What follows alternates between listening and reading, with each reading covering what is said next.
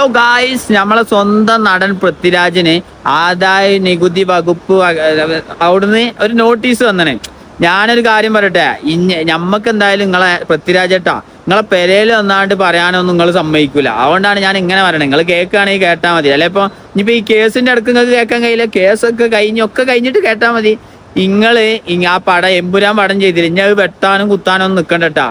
ഓല് ആർക്കാണോ നിങ്ങൾ ചെയ്ത ഓല് നാറീണ ഇനി അത് വെട്ടിയിട്ടുണ്ടെങ്കിൽ അതിലേറെ നാറ അതിനെക്കാട്ടല്ലേ ഇനിയിപ്പോ ഓടണമാതിരി ഓടിക്കോട്ടെ. എന്തിനാ ഇപ്പൊ ഒരു പടം അങ്ങനെയൊക്കെ കാട്ടണത്?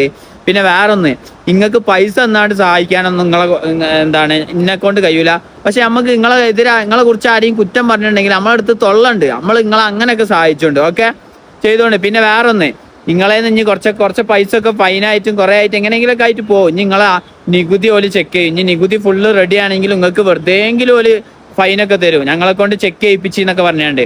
അപ്പൊ നിങ്ങൾ എന്തുമാതിരി കൂട്ടും? നിങ്ങൾ ഏതായാലും സക്കാത്തും പൈസ പെരുന്നാ പൈസ ഒന്നും കൊടുക്കലില്ലല്ലോ. ഗവൺമെന്റിന് വല്ല പെരുന്നാ പൈസ കൊടുത്തുന്നോ സക്കാത്തും പൈസ കൊടുത്തു അങ്ങനെയൊക്കെയാണ് വിചാരിച്ചാൽ മതി കേട്ടാ. ടെൻഷൻ ആവരുത്. നമ്മളേന്ന് ചിലപ്പോ കുറെ പോവും. ഇപ്പൊ കുറച്ച് കഴിഞ്ഞാൽ നമ്മളൊക്കെ വരും. അതൊക്കെ മനസ്സ് വിചാരിച്ചാൽ മതി. നമ്മളുണ്ട് നിങ്ങളെ കൂടെ.